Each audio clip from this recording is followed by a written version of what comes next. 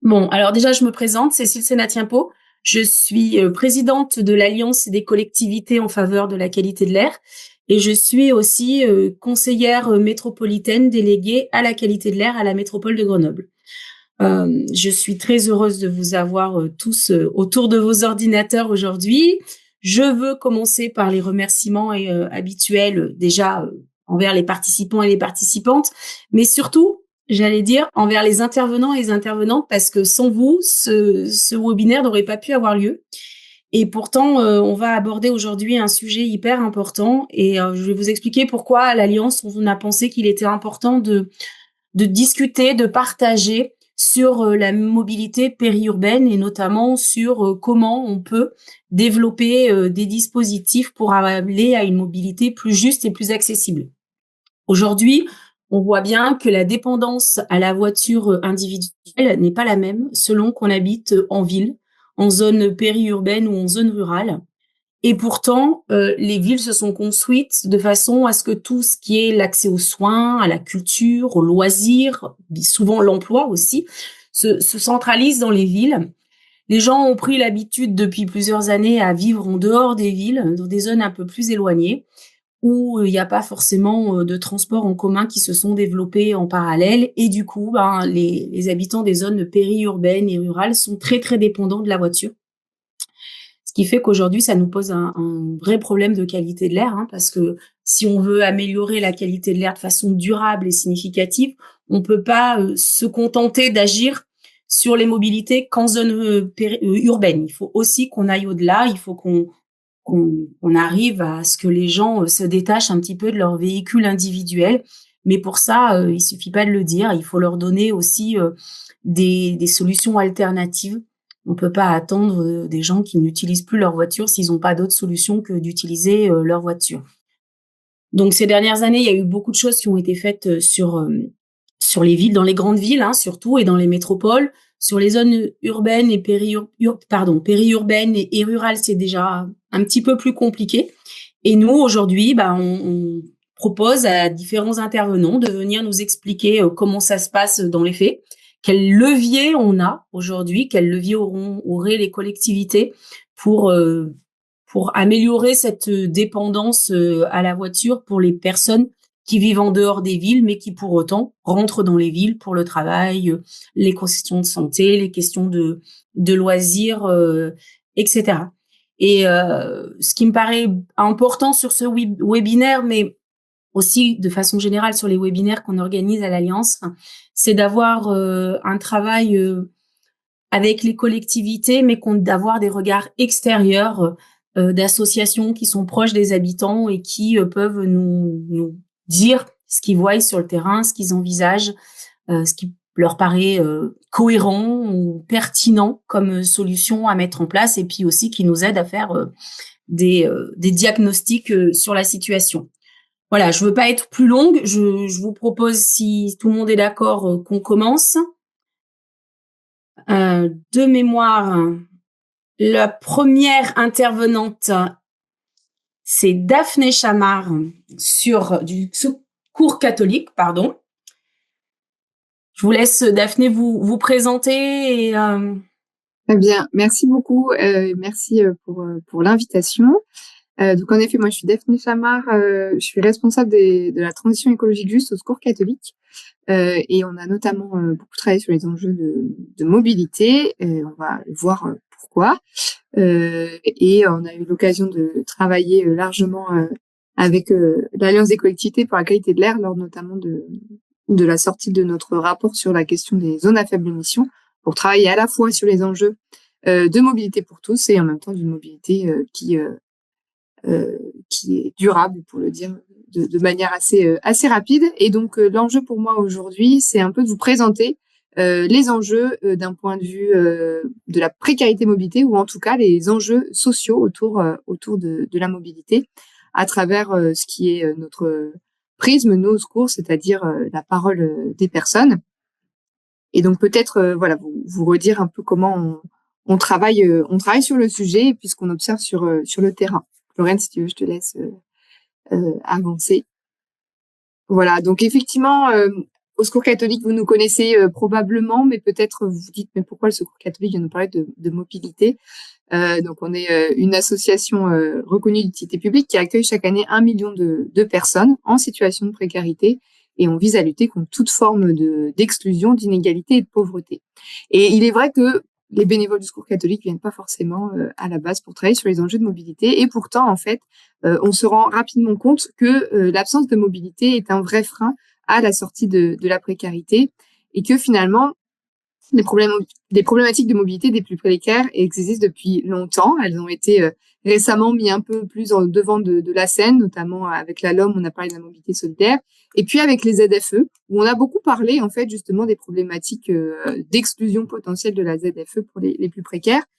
Et pour moi, l'objectif aujourd'hui, c'est justement de remettre un peu dans le contexte ce sujet et de prendre un petit peu de hauteur, et de se rappeler qu'effectivement, c'est un enjeu majeur qui existe depuis des années.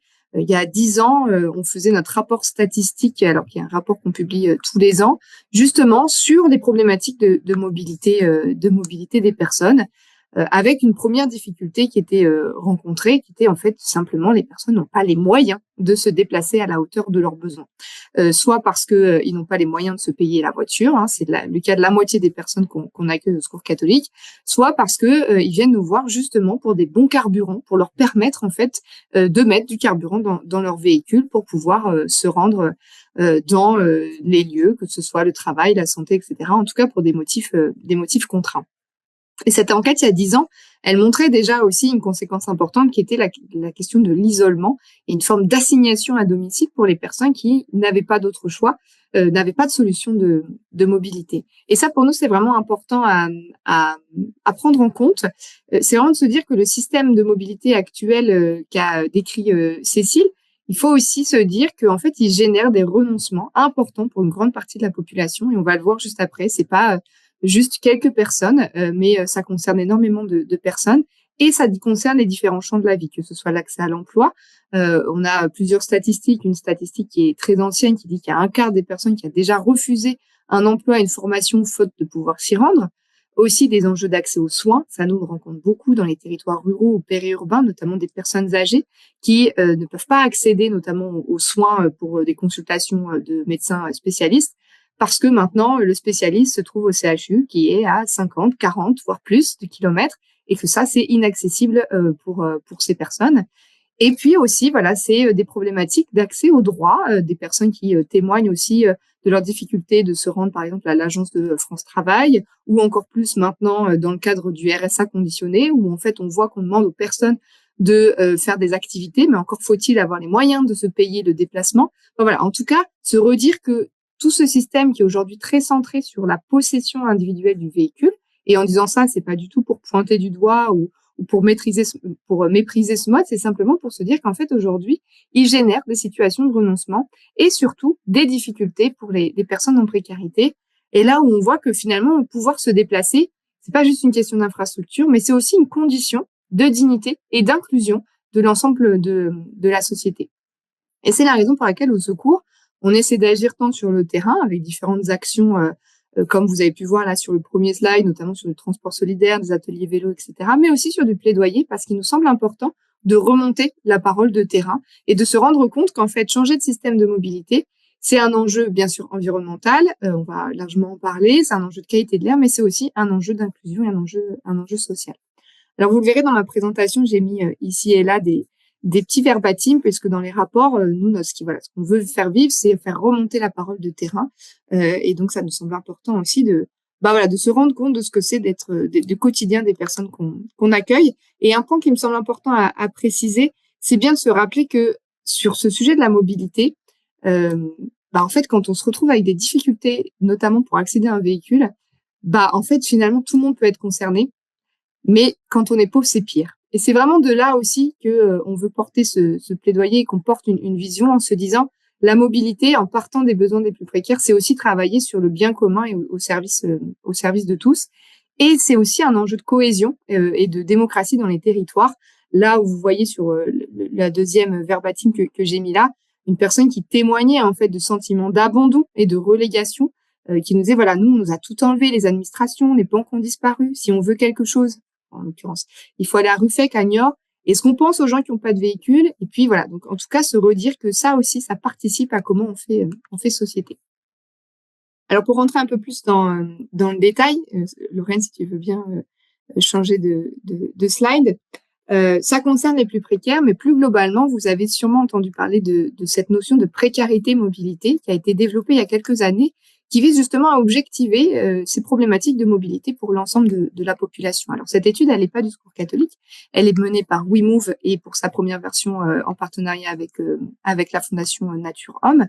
Et elle nous montre qu'on a 15 millions de personnes en France qui sont en situation dite de précarité mobilité. Alors qu'est-ce que ça veut dire être en précarité mobilité? Soit ça veut dire qu'on dispose d'aucun équipement, pas de transport en commun, pas de vélo, pas de voiture. Et ça, c'est quand même le cas de 4 millions de personnes en France. Soit c'est d'être dépendant de la voiture, c'est-à-dire que sans la voiture, j'accède pas au service. C'est le cas de 5 millions de personnes. Ou encore, on a aussi des personnes qui sont sur un fil. Vous savez, on arrive à mettre du carburant dans son véhicule pour se déplacer, mais on a quand même des bas revenus et surtout des conditions de déplacement qui sont très contraignantes avec beaucoup de kilomètres à parcourir. Et ça, c'est un chiffre qui est vraiment important à avoir en tête parce qu'on se rend bien compte que cette question-là, c'est pas juste à la marge, mais que c'est en plus un chiffre qui est en augmentation, puisque lors du premier baromètre, on était à 13 millions, alors que 2 ans plus tard, on passe à 15 millions.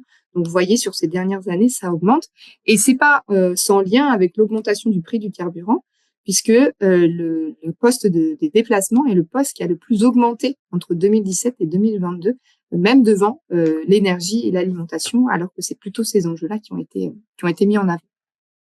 Et ça, pour nous, c'est important de se le rappeler parce que aujourd'hui, dans la société dans laquelle on est, on a un peu tendance à se dire que finalement, on a ne plus avoir de voiture, c'est créer des fractures sociales. C'est beaucoup ce qu'on a entendu dans le cadre du débat sur les ZFE.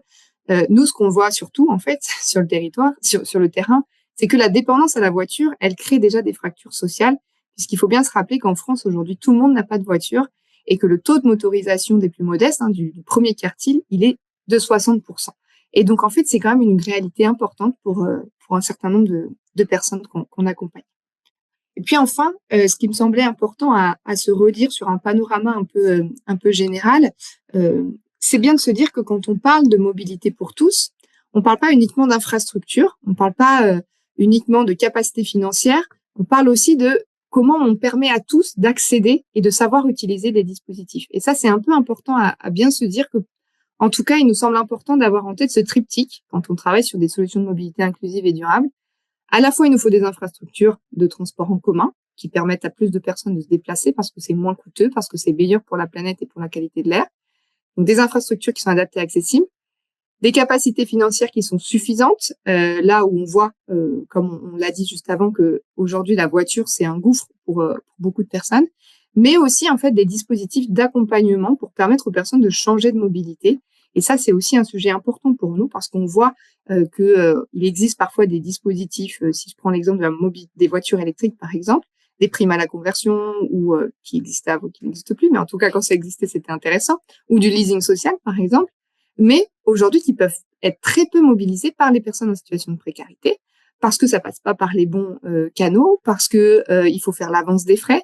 Et donc en fait, cette question du conseil et de l'accompagnement en mobilité, il est tout aussi important que les infrastructures et les enjeux financiers.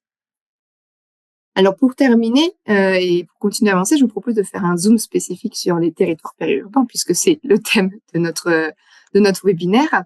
Ouais, tu peux avancer du coup, merci. Le slide d'après si tu veux bien, Lorraine. Où là je reprends, hop, juste avant, avec la petite infographie, voilà, parfait.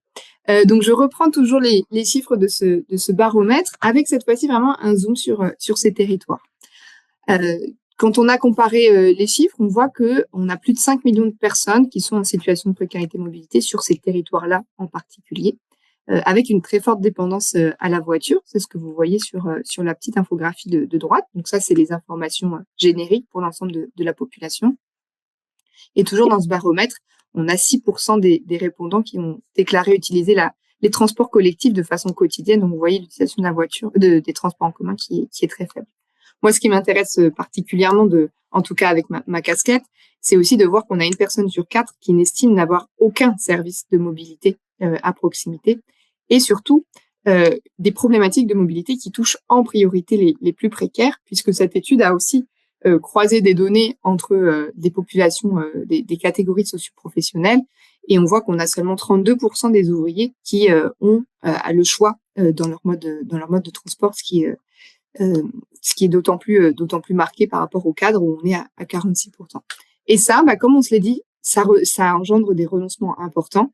Et on a 34% des demandeurs d'emploi dans ces zones de périurbaines qui déclarent avoir renoncé au moins une fois à un emploi dans les 5 dernières années pour des raisons liées à la mobilité. Et donc, on voit bien qu'en fait, ces sujets-là, ça pose en fait derrière la question de la réinsertion.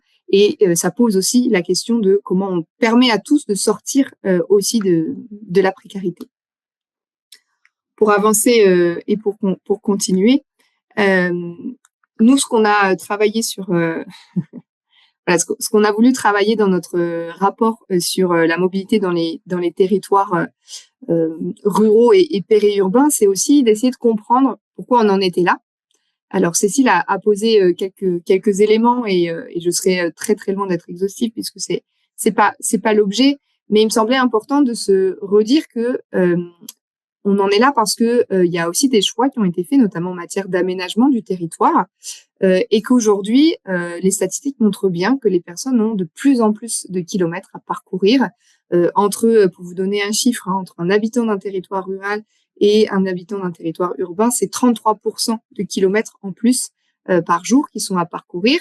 Donc c'est considérable. S'ajoute à cela un carburant qui est parfois plus cher et surtout plus difficile à trouver, parce que plus on est dans un habitat diffus et plus on fait de kilomètres pour aller à la station-service. C'est du détail tout ça, mais c'est la réalité des personnes et c'est ce qu'elles nous remontent. Et c'est en fait d'autant plus de contraintes spécifiques. Avec pour témoignage qui m'a beaucoup marqué, moi, c'est une maman qui nous disait, voilà, moi en fait chaque semaine j'ai 20 euros que je peux mettre dans le carburant et je verrai bien jusqu'où je peux aller avec ça. Et donc ça veut dire qu'on est vraiment en fait sur, je vais faire les motifs contraints et qu'on est très loin et encore il faut y arriver et qu'on est très loin en fait aussi de se dire si j'ai envie d'emmener mes enfants à la gym, des activités extrascolaires, tout ça c'est un plus si le budget le permet. Et donc ça, c'est quand même une donnée qui me semble fondamentale à avoir en tête parce que quand on allonge les distances, c'est aussi en fait de la vie sociale qui se délite. On le voit aussi au niveau des commerces où vous devez le vivre sur vos territoires. On a de moins en moins de commerces de proximité. En France, on a 62% des communes qui n'ont plus aucun commerce sur leur territoire. Dans les années 80, c'était 25%. Vous voyez à quel point on a diminué. Et puis, les services publics et les services de santé se concentrent de plus en plus. Ça, vous le savez. Et les statistiques sont assez importantes pour le montrer. Et tout ça, ça a aussi un impact sur les modes de transport qu'on va choisir. Parce que du coup, on va plutôt privilégier les infrastructures routières. Il y a beaucoup de distances à faire. Et de la même façon, quand dans les années 50, le transport voyageur en ferroviaire représentait 60% des déplacements voyageurs, il en représente plus que 9% en 2016. Donc vous voyez que on est vraiment parti en fait, en tout cas, sur des choix d'aménagement du territoire qui ont favorisé en fait le développement de la voiture individuelle. Et puis Céline l'a rapidement évoqué. Il me semble aussi important de se redire qu'en tout cas dans les personnes qu'on accompagne au Secours catholique, beaucoup de personnes nous témoignent finalement d'être parties dans les zones périphériques, en tout cas dans ce qu'elles nomment les zones périphériques, parce qu'elles peuvent pas se loger dignement dans les métropoles. Et donc, on fait le choix de s'installer en zone périurbaine pour réduire le coût du logement. Et finalement, on se retrouve confronté à une forte hausse de leurs dépenses liées au déplacement, notamment en carburant, et que finalement, l'argent qu'on pensait gagner, ou en tout cas le budget moins serré qu'on pouvait avoir au niveau du logement, est largement compensé, voire dépassé par les dépenses en matière de carburant.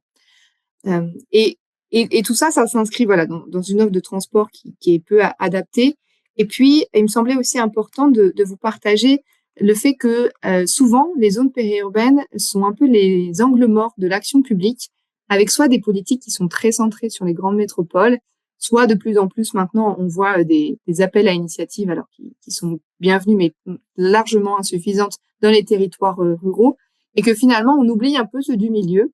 Et ça, il me semble que ça a été particulièrement mis en évidence lors du débat sur les ZFE, et c'est un point que nous on a beaucoup porté, en se disant que finalement, les personnes qui sont dans ces territoires sont largement en fait dépendantes de la métropole et de ces grandes agglomérations parce que c'est là où se trouvent les commerces, comme on vient de se le dire, et que peu de solutions alternatives à la voiture leur sont proposées.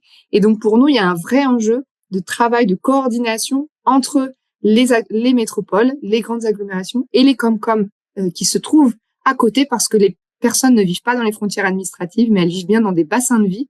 Et c'est pour nous ça un point clé de comment on dépasse aussi les enjeux actuels en matière d'aménagement du territoire et d'enjeux de mobilité, en se disant qu'il faut partir du bassin de vie, du bassin de mobilité, et pas uniquement des frontières administratives des Comcom. Je vous dis ça, c'est un peu un vieux pieu, parce que je sais que c'est pas si simple, hein. Mais en tout cas, pour nous, ça nous semble être un enjeu majeur que de penser cette coopération entre les différentes PCI. Et puis, voilà, pour terminer, vous l'avez compris, un impact social très concret et avec des témoignages où vraiment des personnes nous parlent d'assignation à domicile. Et donc, pour terminer, voilà, vous l'avez compris, nous, on pense qu'il y a un vrai enjeu à travailler sur ces sujets de mobilité, tant à l'échelon local, parce que c'est de là qu'on connaît le mieux les besoins des personnes, mais aussi de se dire qu'il y a un enjeu national et que la politique s'articule et qu'il y a un enjeu vraiment à avoir un soutien, notamment financier, de la part de l'État pour permettre aux Comcom de bénéficier, enfin en tout cas d'avoir des mains un peu plus libres pour travailler tant sur les infrastructures que sur l'accompagnement et sur la planification, parce que pour nous, il y a un vrai enjeu à penser cette planification au-delà des territoires, et pour vraiment faire en sorte qu'on ait un droit à la mobilité qui soit garanti pour tous. Il est inscrit dans la LOM, maintenant on attend qu'il s'opérationnalise, qui garantisse aussi le respect des limites planétaires, et surtout qu'on cherche à avoir des réponses qui sont adaptées au territoire et qu'on ait envie de vivre sur ces territoires, avec notamment des services qui sont de proximité pour ne pas avoir à faire toujours plus de kilomètres, mais aussi à se dire comment dans mon territoire j'ai accès à l'ensemble des services qui me sont nécessaires pour mon quotidien. Voilà, merci beaucoup.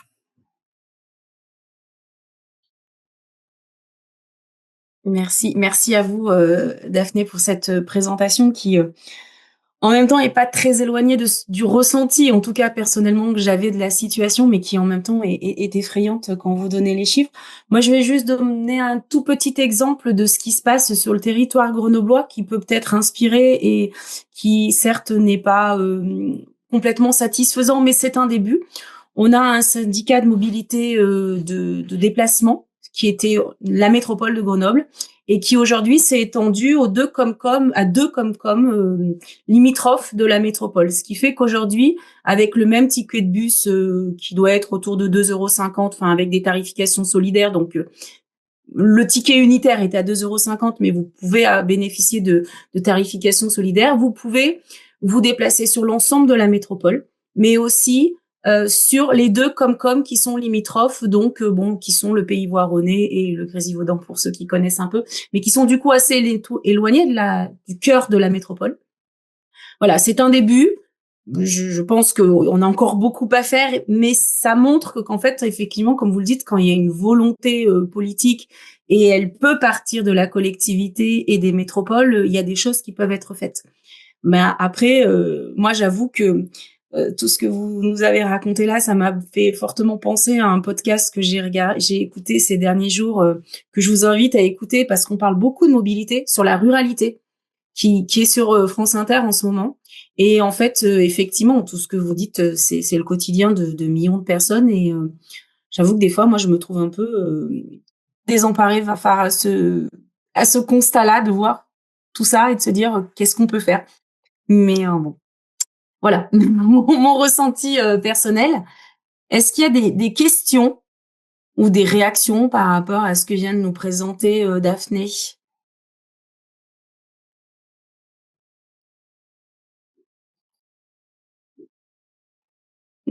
Cécile, ce qu'on peut faire, c'est peut-être faire les questions-réponses après la prochaine intervention. Ok, pas de souci. Je te laisse prendre la main, Lorraine ou Noélie. Oui. Très bien, j'y vais. Je voulais simplement remercier Daphné, parce que c'était très clair. Merci. Oui, effectivement. Donc pour la prochaine intervention, nous aurons donc une présentation de Simon Louédin, qui est à l'Institut Mobilité en Transition, avec une présentation d'une étude chiffrée sur les cars express. Donc, je vous laisse la main pour cette prochaine présentation. Oui, bonjour à tous et merci beaucoup donc à l'Alliance pour son invitation et merci à Daphné pour ce premier exposé qui était très intéressant. Donc je me présente, je m'appelle Simon Louédin, je travaille à l'Institut Mobilité en Transition qui est un think tank donc qui a vocation à analyser les politiques publiques sur la décarbonation du transport, notamment routier, mais pas que, et qui est rattaché à l'IDRI, donc qui travaille plus généralement sur les questions de transition environnementale. Et donc je tiens juste à signaler que je suis aussi accompagné de Antoine Trouche, qui coordonne les programmes à l'Institut Mobilité en Transition. Donc à titre personnel, j'ai travaillé sur le déploiement de cars express et leur potentiel comme solution de mobilité pour les zones périurbaines. Et je vais vous présenter les résultats de cette étude juste après. Donc on peut passer à la première diapositive. Donc voilà, donc avant de rentrer dans les résultats de l'étude, je voulais juste rappeler quelques éléments de contexte de ce dont on parle quand on parle des ménages périurbains. Et en fait, ces chiffres qui sont issus des statistiques publiques, qui font largement écho à ce que vient de présenter Daphné, et ils nous présentent plusieurs constats en fait qu'on peut faire. D'abord, c'est en fait la dépendance exacerbée des ménages périurbains à l'automobile. Donc vous voyez que la part modale de l'automobile pour les ménages de zone périurbaine est de 88%, là où elle n'est que de 74% pour les ménages qui vivent plutôt dans des communes centres, donc urbaines. Le deuxième constat, c'est que cette pression exacerbée, elle est liée à un manque d'offres. Donc de la même manière, vous pouvez voir que la part modale des transports en commun est 2 fois plus importante pour les ménages urbains que pour les ménages périurbains, donc à l'inverse de l'automobile. Et le troisième constat, c'est que en fait cette situation de mobilité, cette dépendance à l'automobile, elle exerce une pression aussi budgétaire et économique. Et donc vous voyez que rapporté au niveau de vie, la part totale des dépenses de transport se situe plutôt entre 16 et 20% pour les ménages périurbains et plutôt entre 13 et 15% pour les ménages urbains. Et il y a un quatrième constat qu'on peut ajouter à cette situation, donc qui sera dans la slide suivante, c'est que les inégalités ont plutôt tendance à augmenter. Et donc ce dont parlait Daphné, la fracture territoriale, la fracture sociale liée au transport, s'exacerbe ces dernières années. Donc là, vous en avez l'illustration pour la période de 2011 à 2017. Et donc, vous voyez sur le graphique en bleu qu'à droite, les ménages des communes pôles, donc qui sont plutôt urbanisés et qui ont parmi les qui ont le niveau, enfin qui sont parmi les à partir du décile 8, donc qui ont parmi les 20% du niveau de vie le plus élevé, ont vu leur part des dépenses de transport baisser dans leur niveau de vie, alors qu'à l'inverse, sur la même période, donc les ménages plutôt précaires qui appartiennent jusqu'au 3e décile de niveau de vie ont vu la part de ces dépenses augmenter. Et vous voyez aussi la différence, donc de 13 à 22%, qui est près de 10 points entre les deux situations, disons, socio-territoriales. Et donc, à partir de ces constats, on peut tirer un certain nombre de leçons. D'abord, le fait que il faut développer l'offre de mobilité pour les zones périurbaines, donc il y a un constat largement partagé, disons.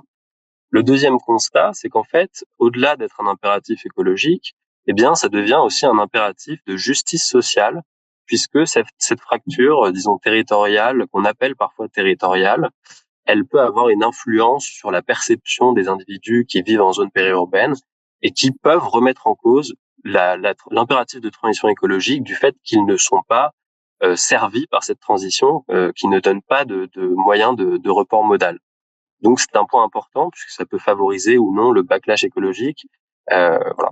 Et donc le troisième leçon que j'en tire, c'est qu'en fait, à partir des deux premiers constats, les moyens de transport qu'on va développer en zone périurbaine, eh bien, il faut qu'ils permettent de baisser la facture de transport des ménages, notamment des ménages de zone périurbaine, dans cet impératif de justice sociale. Et donc à partir de ces constats et de ces leçons, donc j'ai travaillé sur le déploiement de cars express. Donc on peut passer à la slide suivante. Donc les cars express qui seraient couplés à des lignes de covoiturage. Donc en fait, ça se compose en deux études. Une première étude qu'on a réalisée en propre à l'IMT, qui porte plutôt sur des typologies de liaisons en France, donc qui vont varier selon les aires urbaines, selon le fait qu'on est en flux radial ou entre zones périurbaines. Et une deuxième étude qui porte plutôt sur le potentiel national, donc du couplage entre TER, car express, covoiturage, à l'échelle nationale et pour atteindre les objectifs climatiques avancés par le SGPE. La deuxième étude a été réalisée aussi en lien avec ECOV, qui est un opérateur de covoiturage et transport et environnement. Et pour juste rappeler un peu les définitions un peu simples de ces deux modes de transport, en fait, un car express, c'est un car classique, mais qui va opérer plutôt sur des distances de 25 à 40 km, en fait, qui opère en zone périurbaine, voire rurale, et qui a pour caractéristique d'avoir peu d'arrêts sur le tracé, et donc il y a une vitesse de transport qui est un peu plus élevée et compétitive avec le véhicule particulier, donc l'automobile. Et le covoiturage, eh bien, c'est assez différent la ligne de covoiturage, c'est assez différent du covoiturage planifié qui peut être opéré par Blablacar. C'est plutôt, enfin, ça ressemble plutôt à un transport en commun classique. Donc, vous avez des arrêts qui sont planifiés à l'avance par la collectivité, par l'AOM. Sauf qu'au lieu d'avoir un bus ou un car qui passe à ces arrêts, eh bien, c'est une voiture qui joue le rôle de transport, de matériel roulant de transport en commun dans ces cas-là. Donc, je vais vous présenter un peu plus en détail la méthodologie de la première étude qu'on a réalisée, donc sur des typologies de liaison. Si on peut passer à la slide suivante, Lorraine. Merci beaucoup.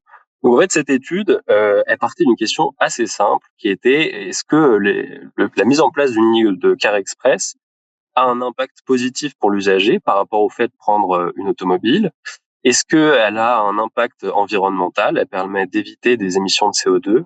Et quelle est la viabilité économique, voire la performance économique des lignes de car express pour l'opérateur et puis in fine pour le coût public de la ligne qui serait supporté par les AOM?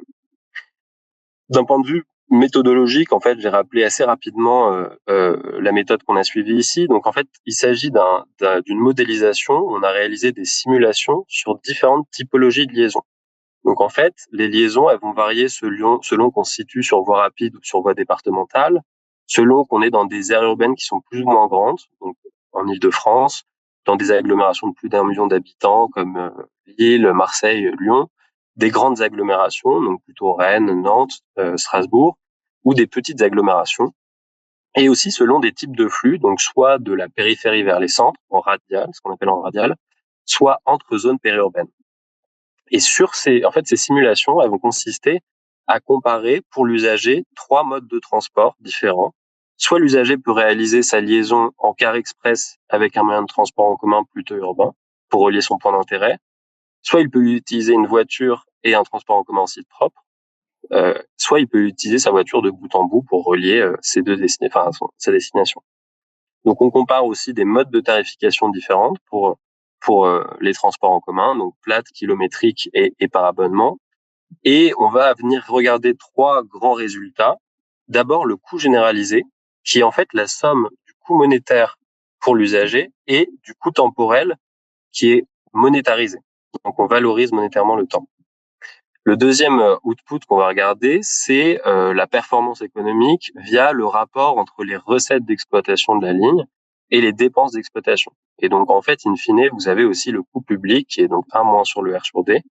Donc, ce rapport qu'on nomme R sur D et qui est traditionnellement utilisé par la Cour des comptes ou par les AO pour mettre en place des systèmes de TC. Et enfin, on va regarder les émissions de CO2 qui vont être évitées par la mise en place d'une ligne de car. Et donc, sur l'ensemble des simulations qu'on a fait, donc on a environ une cinquantaine, on a sélectionné des lignes qu'on caractérise comme pertinentes pour le déploiement de solutions de car express. C'est des lignes qui vont cumuler à la fois un avantage pour l'usager, pour la collectivité, donc un faible coût public, et qui vont avoir une performance environnementale importante. Donc, on va passer à la prochaine slide qui vont concerner les résultats pour l'usager. Donc ça, alors là, c'est juste une slide qui vous montre un petit peu les paramètres qui caractérisent les différentes liaisons, donc la densité de population, les activités de travail en ville, etc. Vous pourrez regarder ça plus tard à tête reposée. Et donc voilà, donc je vais rentrer dans le résultat pour l'usager. En fait, il apparaît donc que sur un certain nombre de liaisons que vous avez décrites sur la barre supérieure, donc des liaisons radiales et entre zones périurbaines sur 4 types d'agglomérations, vous avez un avantage à prendre la ligne de car express par rapport au fait de prendre l'automobile. En fait, cet avantage, il va se traduire par le fait d'avoir un coût généralisé du car express qui est inférieur entre 1% et 45% au coût qui serait supporté par un usager en voiture qui irait de bout en bout, enfin, qui ferait le trajet de bout en bout en voiture. Et pour rentrer un tout petit peu dans le détail de ces résultats, vous voyez d'abord qu'en fait, le coût généralisé, il va varier selon le type de liaison. Donc, il va être un peu plus faible dans les grandes agglomérations, notamment du fait du coût temporel, parce que c'est des agglomérations où vous allez avoir un tout petit peu moins de congestion relativement, par exemple, à l'Île-de-France. Et donc, le coût du transport du VP devient un peu plus, enfin, de l'automobile devient un peu plus compétitif par rapport au car express. Mais on reste quand même sur une situation qui est à l'avantage du car express dans ce cas-là. Le deuxième résultat qui peut être intéressant, c'est si on regarde strictement le coût monétaire, le gain monétaire pour l'usager, donc c'est les petits points bleus foncés que vous avez en bas. Ben en fait, le gain monétaire qu'a un usager qui prend un car express, c'est à peu près 5 à 6 centimes rapportés au kilomètre parcouru, ce qui, en fait, en ordre de grandeur, correspond à la moitié du coût du carburant au kilomètre, qui est aujourd'hui de 12 centimes en France, selon les dernières études qui ont été faites. Et la troisième chose, eh bien, c'est que si vous rajoutez une ligne de covoiturage sur la liaison, donc c'est la barre qui va être plus foncée, eh bien, vous améliorez le résultat en coût généralisé parce que vous augmentez la fréquence du transport en commun, notamment en heure creuse, et donc le coût temporel diminue pour le car express lié au covoiturage. Donc, on va pouvoir passer à la slide suivante qui va concerner plutôt la performance économique du point de vue de l'AOM. Donc pour l'AOM, en fait, là encore, la liaison en car express est plutôt très avantageuse d'un point de vue économique, parce qu'on se rend compte que le R sur D, donc le rapport entre les recettes d'exploitation et les dépenses, il se situe entre 69% et 99%. Et en fait, ça veut dire que la ligne est plus qu'à moitié financée ou quasiment autofinancée par les recettes de l'exploitant, donc tarifaire. La différence entre les barres vertes et bleues que vous avez, c'est qu'en vert, vous avez des flottes de cars qui sont électriques à batterie, alors qu'en bleu foncé, vous avez des véhicules qui sont diesel Euro 6, donc qui est plutôt le standard actuel, qui est le standard actuel de motorisation pour les cars. Et donc vous pouvez mettre en relation ces ces R sur D avec ce qu'on a actuellement, donc sur la petite carte à droite, qui sont les R sur D moyens des systèmes TC selon les agglomérations. Donc elle n'est pas très visible, vous irez regarder plus en détail. Si on prend le cas de Lille, par exemple, on a un R sur D moyen du système de transport en commun qui est entre 35 et 50%. En fait, le R sur D d'une ligne de car express serait bien supérieur puisqu'on se situerait plutôt entre 78 et 82% pour le car express, puisque c'est une agglomération de plus d'1 million d'habitants. Donc voilà, donc il y a un véritable enjeu, enfin un intérêt économique à déployer rapidement ces solutions qui ne nécessiteraient que peu de subventions publiques. Et donc on va pouvoir passer à la slide suivante.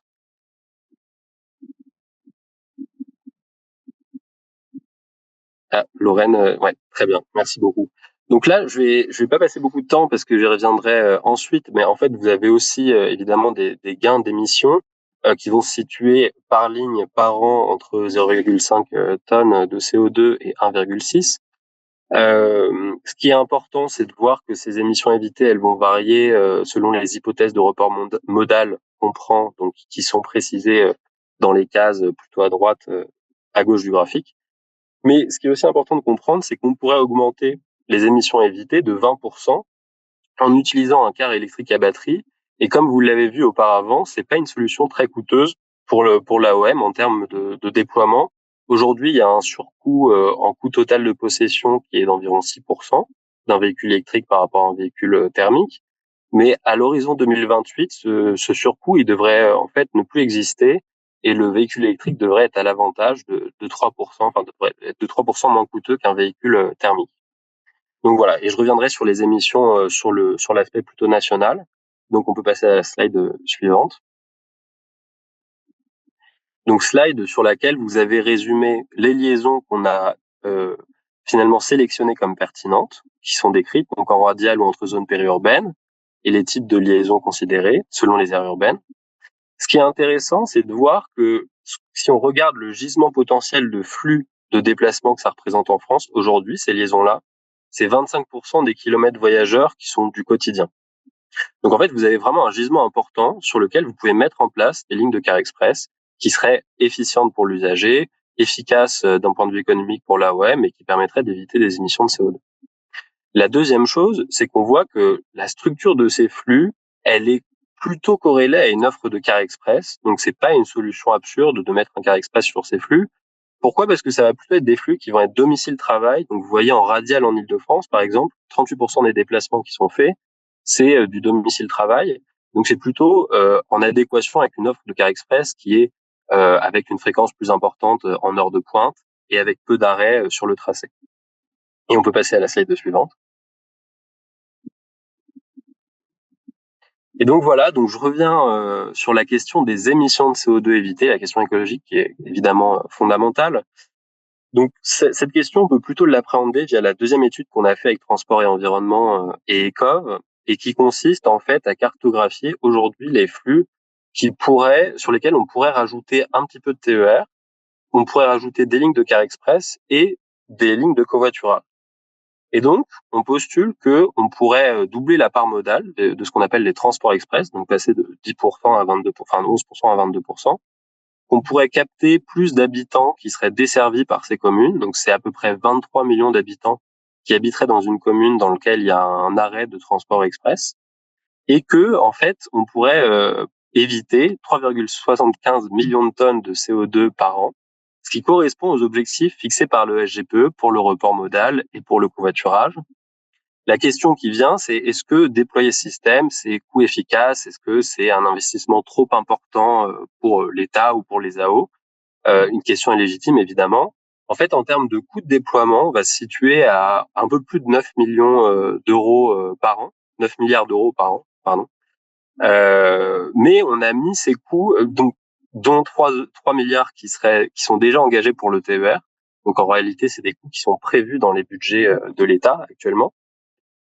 Et en fait, il faut mettre en regard ces coûts par rapport aux recettes ou aux coûts qui seraient évités. Donc les coûts kilométriques pour les gens qui n'utiliseraient plus leur voiture particulière. Donc on a un gain de 9,3 milliards par an. Et on peut aussi monétariser les externalités qui vont être évitées, le CO2, la pollution de l'air, la sécurité routière. Tout ça nous donne finalement un bilan net de 2,4 milliards qui est positif et qui est de 2,4 milliards par an. Donc en fait, on peut mettre en place un système plutôt optimisé, plutôt efficace, qui permet de desservir des gens qui n'ont pas de solution aujourd'hui à moindre coût. Et vous avez l'illustration dans la dernière slide de ce que ça représenterait sur une cartographie française. Donc, on peut passer de slide. Voilà, donc vous avez à gauche la situation actuelle avec les TER dont la fréquence en heure de pointe est au maximum de 1 heure. Et à droite, vous avez la carte qu'on propose, donc avec le système qu'on propose, qu'on a évalué, avec en bleu les lignes de covoiturage qui sont ajoutées, donc qui permettent d'avoir du maillage, et en rouge des lignes de car express, donc qui permettent d'avoir de la fréquence en heure de pointe, de la rapidité et des gains pour les usagers. Donc voilà, donc merci beaucoup pour votre attention. Et puis j'ai mis dans les 2 dernières slides la bibliographie sur les statistiques que je vous ai présentées, les liens vers les 2 études que je vous ai présentées aussi, et nos contacts, donc le mien et celui d'Antoine en dernière slide. Voilà, merci beaucoup. Merci beaucoup à vous pour cette présentation vraiment très instructive et édifiante. Je vous propose qu'on passe un petit temps de questions-réponses. Est-ce que vous avez des questions, donc soit dans le chat, soit en levant la main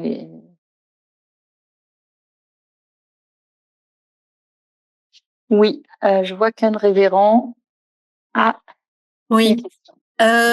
J'avais d'abord une première question concernant les chiffres qui nous ont été présentés au début de ce deuxième exposé.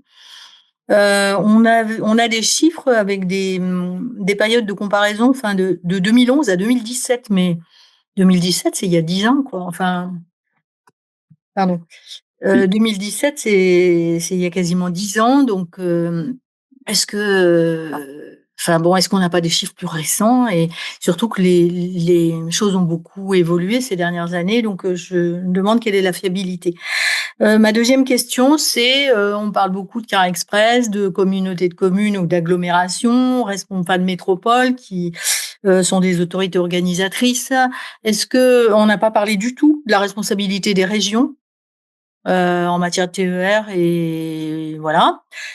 Et puis ma troisième et dernière question, c'est la question du porte-à-porte. Je veux dire que c'est bien d'avoir des lignes, c'est bien, mais à partir du moment où on habite dans la campagne, on n'est pas forcément à proximité d'une départementale où va passer cette ligne de Car Express, par exemple. Voilà, merci. Je me permets peut-être de répondre au moins à la première et la troisième question. Je pense qu'elles sont plus directement adressées à moi. Alors, pour la première question sur les statistiques publiques, donc vous avez raison. Alors là, c'est les références de 2011 à 2017 parce que de manière assez précise, c'est les années où sont réalisées les enquêtes budget de famille qui sont réalisées par l'INSEE. C'est les plus grosses enquêtes qui sont faites sur la consommation des ménages. Et donc, c'est des enquêtes qui permettent d'avoir une ventilation par décile de revenus, de niveau de vie, de localisation. Et c'est pour ça qu'elles sont intéressantes parce qu'elles permettent de différencier selon les conditions de vie. Donc, ce que je vous ai présenté, c'est finalement une tendance, un trend qu'on peut observer qui se renforce. Mais effectivement, ça serait intéressant de regarder, en fait, la prochaine enquête, je pense, va être terminée en 2028, quelque chose comme ça, de regarder comment a évolué ce phénomène.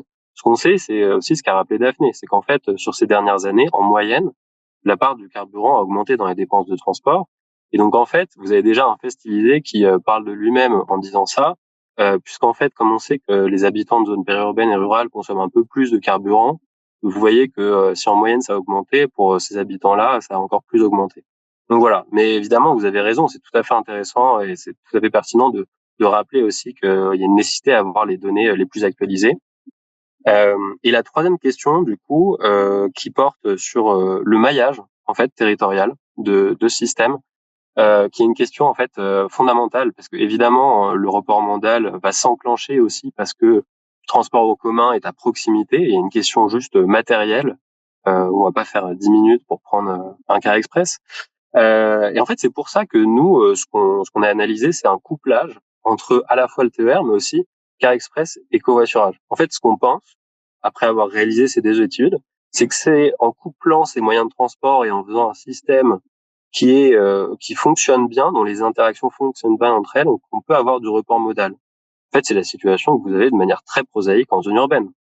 Les urbains, finalement, ont plusieurs types de moyens de transport qu'ils articulent pour relier, comme vous l'avez dit, pour faire du porte-à-porte.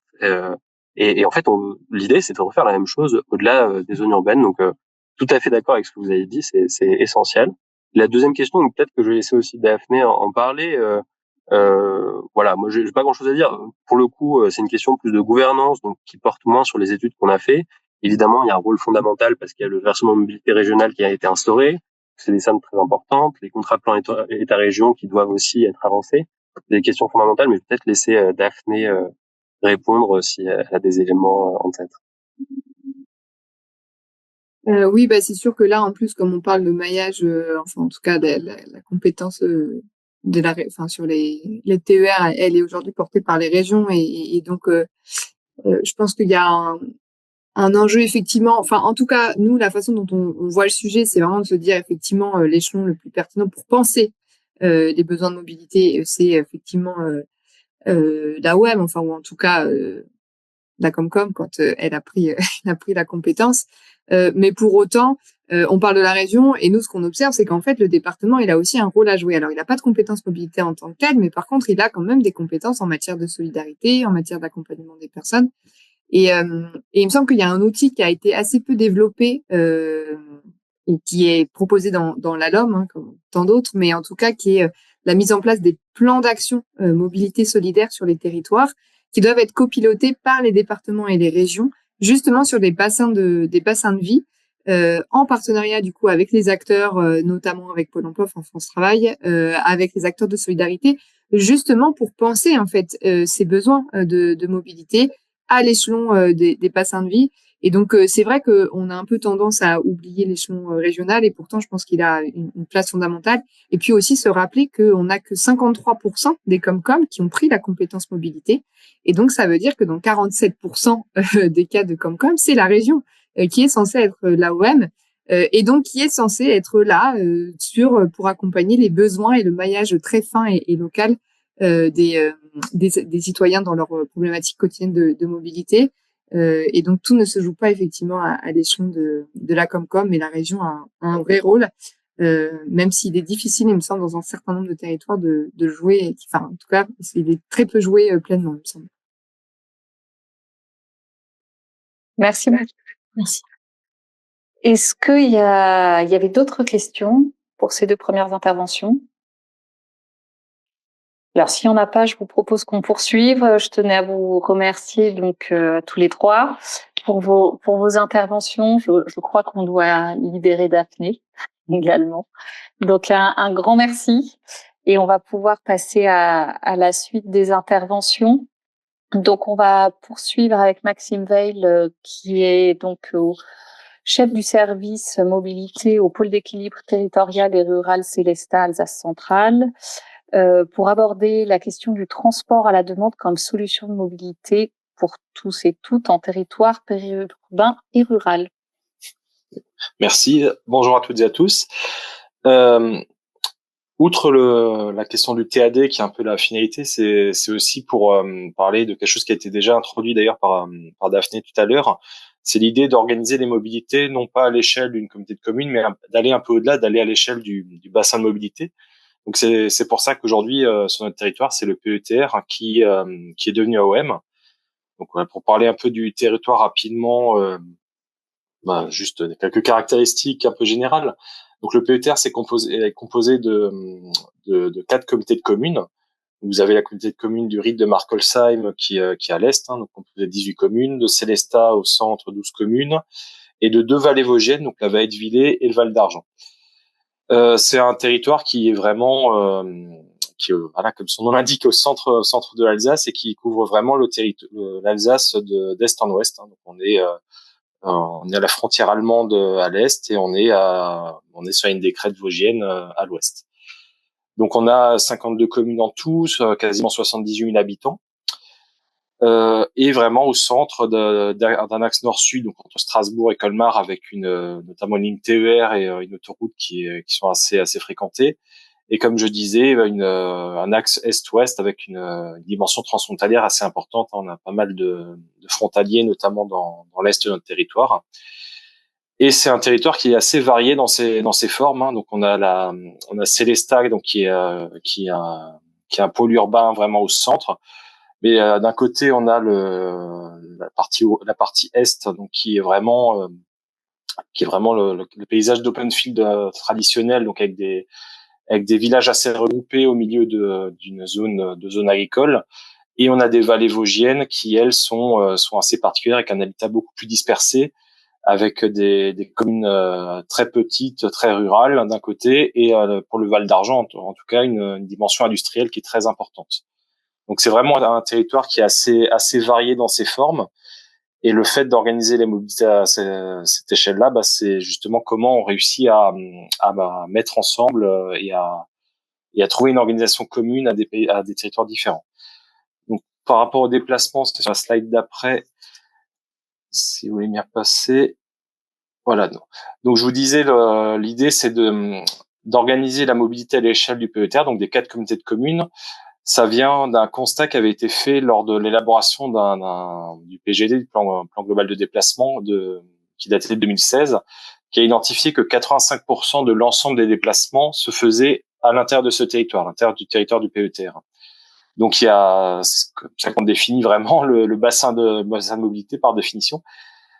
Et ce qui a enclenché derrière cette idée de la réflexion d'une organisation à l'échelle du PETR. Donc à l'époque, il n'y avait pas forcément il n'y avait pas la LOM, donc on n'avait pas cette idée de transfert de compétences, etc.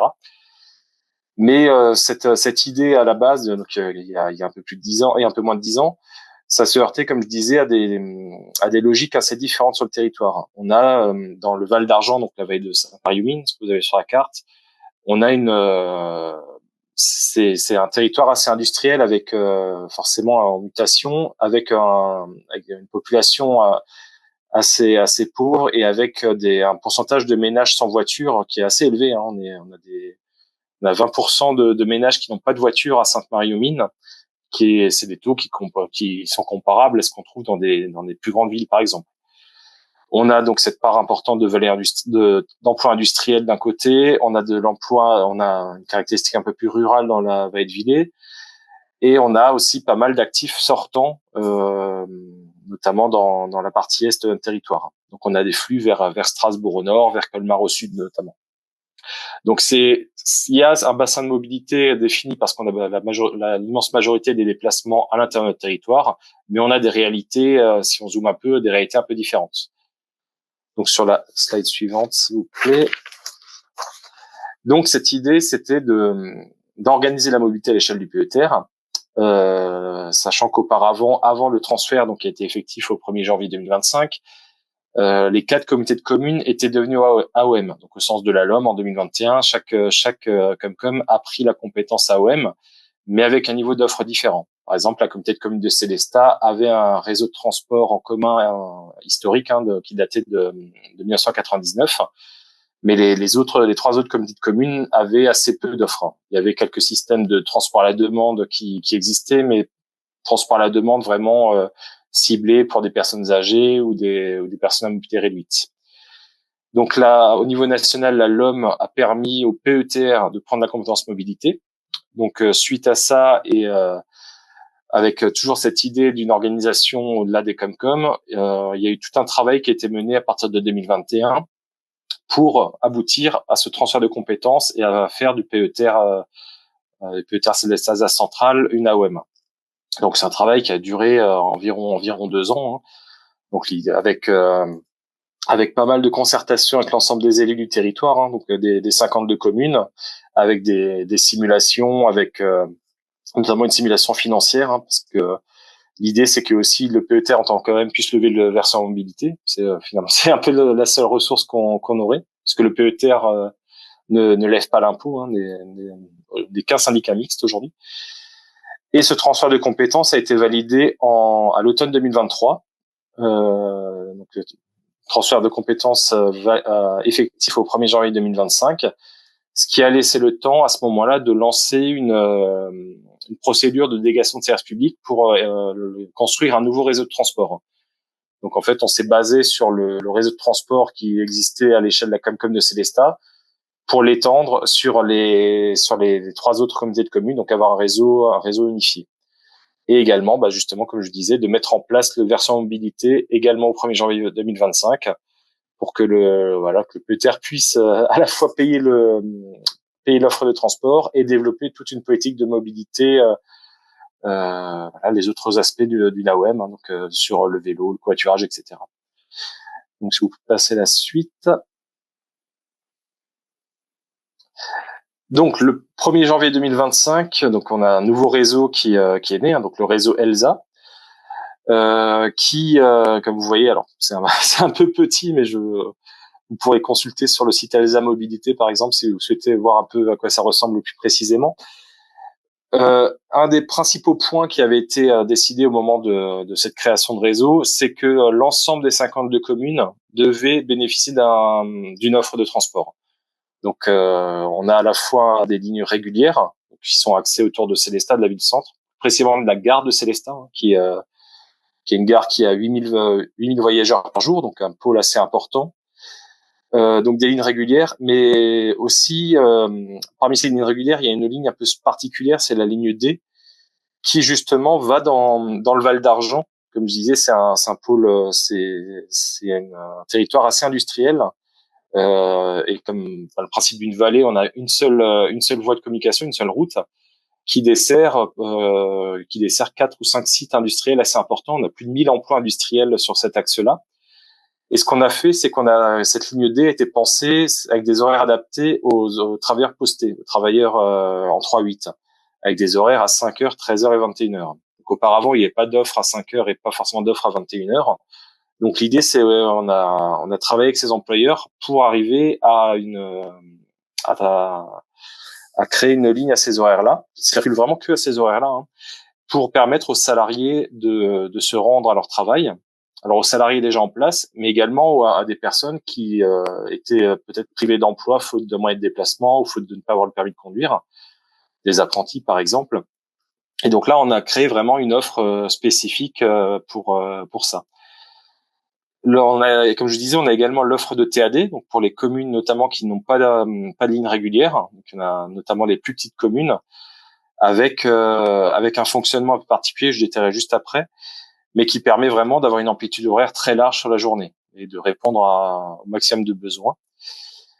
Et en termes de tarification, pareil, là, il y a eu un choix assez fort, c'est d'avoir une seule et même grille tarifaire, donc à la fois pour le transport à demande et à la fois pour une régulière, dans l'idée, voilà, qu'avec le même abonnement, vous puissiez prendre le TAD en correspondance avec une régulière, par exemple. Donc il n'y a pas de tarification spécifique TAD, c'est vraiment une seule grille tarifaire pour l'accès à l'ensemble du réseau, et une grille tarifaire avec évidemment des demi-tarifs et une tarification solidaire également. Voilà. Pour zoomer sur l'offre de transport à la demande, c'est sur la slide suivante, s'il vous plaît. Donc le transport à la demande, comme je vous disais, donc qui couvre l'ensemble du territoire, hein, même la plus petite commune au fond de la vallée de Villers qui fait 200 habitants a son service de transport à la demande. Donc on est sur un TAD qui fonctionne par zone, donc un TAD zonal. Chaque zone correspond aux comités de communes, aux 4 comités de communes. Et on a un fonctionnement un peu particulier. Donc, en journée, aux horaires où fonctionnent les lignes régulières, grosso modo de 6h à 19h, on a un système de rabattement. C'est-à-dire que le TAD vous prend un arrêt, c'est un TAD d'arrêt à arrêt la plupart du temps, vous prend un arrêt et vous dépose à la ligne une régulière la plus proche pour que vous puissiez faire une correspondance et aller au bout, par exemple à la gare de Célestat. Donc ça, c'est un premier fonctionnement. Et on a un autre fonctionnement, donc aux horaires de 5h à 6h, donc avant la ligne régulière, et de 19h à 21h, donc juste après, où on a vraiment un système complètement ouvert de dessert d'arrêt à arrêt. Donc ça vient vraiment... c'est un service de TAD complètement classique. On n'est pas en rabattement, on est vraiment d'arrêt à arrêt. Et ça, en fait, ça nous permet d'avoir une offre de transport sur l'ensemble du territoire de 5h à 21h, plus un tout petit peu cette fameuse ligne D qui dessert aux horaires de 3-8. Donc, on a quand même une offre de transport qui est très, très large en termes d'amplitude horaire. Et on a ce service de TAD, petite précision aussi, c'est qu'il est ouvert à tous les publics. Je vous disais avant que dans certaines comités de communes, avant le transfert de compétences, on avait un service de TAD, mais qui était vraiment réservé à certains publics, plus de 65 ans ou les PMR par exemple. Donc là, c'est vraiment un service qui est ouvert à tous les publics, qui peut servir aussi à des salariés qui vont travailler. Par exemple, on a des gens qui travaillent à l'hôpital de Célestat, donc pareil, qui prennent à 6h du matin, qui peuvent utiliser le transport à la demande. Pour les PMR, donc je vous disais, pour le tout public, ce service est d'arrêt-arrêt. Par contre, pour les PMR, le service se fait de porte à porte.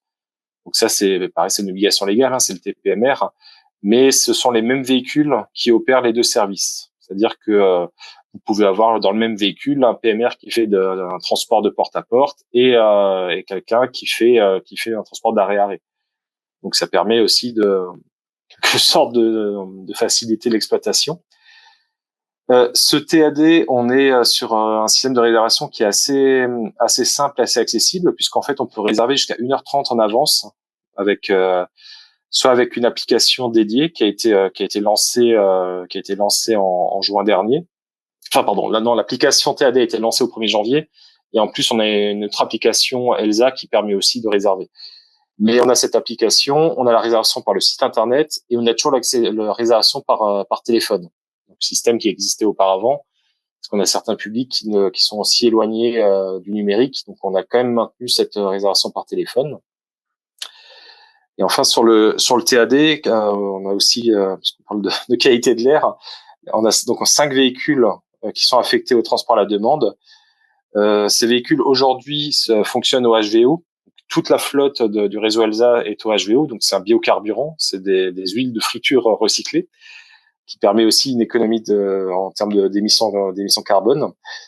Mais les véhicules TAD vont être remplacés là courant 2026, a priori vers le mois de juin 2026, par des véhicules électriques. Donc on est On a aussi cette conversion qui est prévue. Donc, on aura à la fois les véhicules de TAD en électrique et à la fois les véhicules qui font la ligne régulière, y compris avec les transports scolaires, en HVO.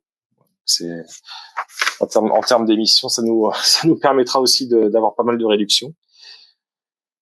Et enfin, dernier mot aussi sur le transport à la demande, sur la slide suivante, c'est un peu le bilan depuis le lancement, puisque comme je dis, ça a été lancé au 1er janvier dernier. Donc on a eu quelques retombées dans la presse, puisque forcément ça a un peu fait parler. On a surtout mis deux extraits, vous aurez les liens dans la présentation, de reportages dans nos télés locales. On a eu dans la presse régionale, mais après on a également passé sur France 3 Alsace par exemple, sur France Bleu Alsace, enfin ici Alsace en janvier dernier sur le lancement. Et on a quand même eu pas mal de commentaires positifs forcément, puisque c'est un nouveau service qui n'existait pas auparavant. Donc ça, on a des retours assez réguliers.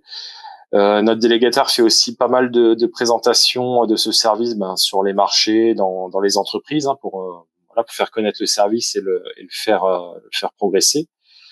Et d'ailleurs sur un premier bilan après 9 mois d'exploitation, on a des fréquentations qui ne font que croître en fait, forcément, mais aujourd'hui on est un peu plus de 60 voyages par jour sur l'ensemble du territoire, avec des chiffres assez importants, des chiffres de progression assez importants. Je vous ai cité la vallée de Villers.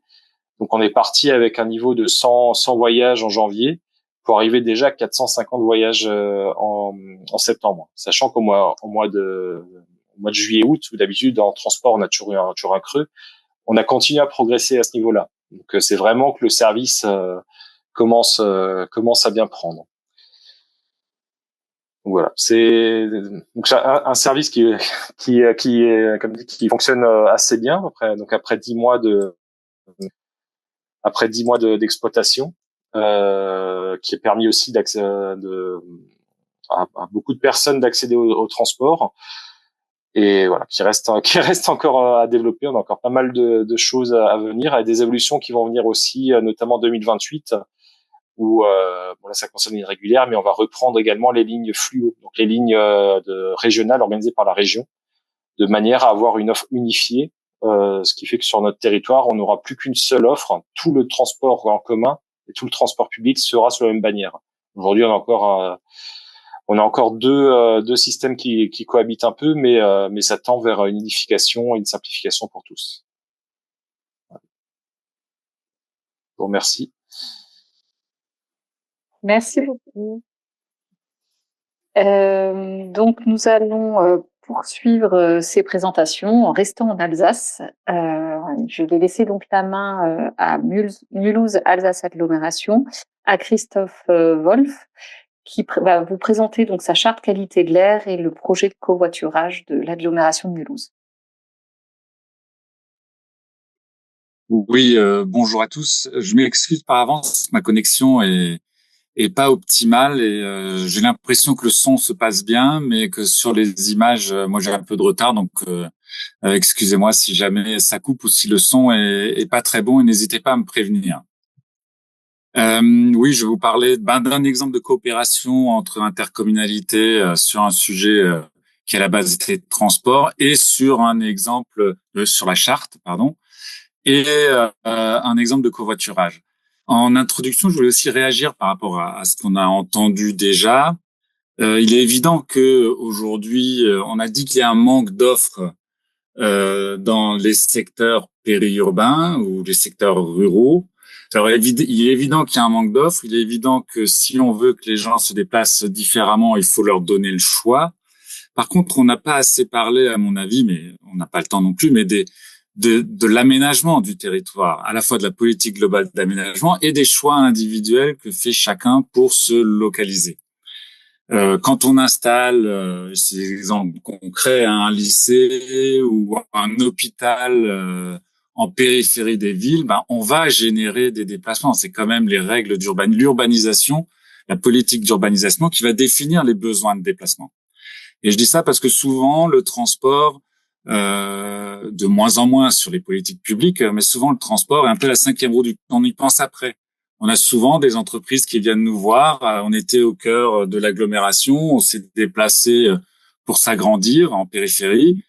On a besoin, il y a plus de bus et finalement on se rend compte que c'est quand même important pour nos employés.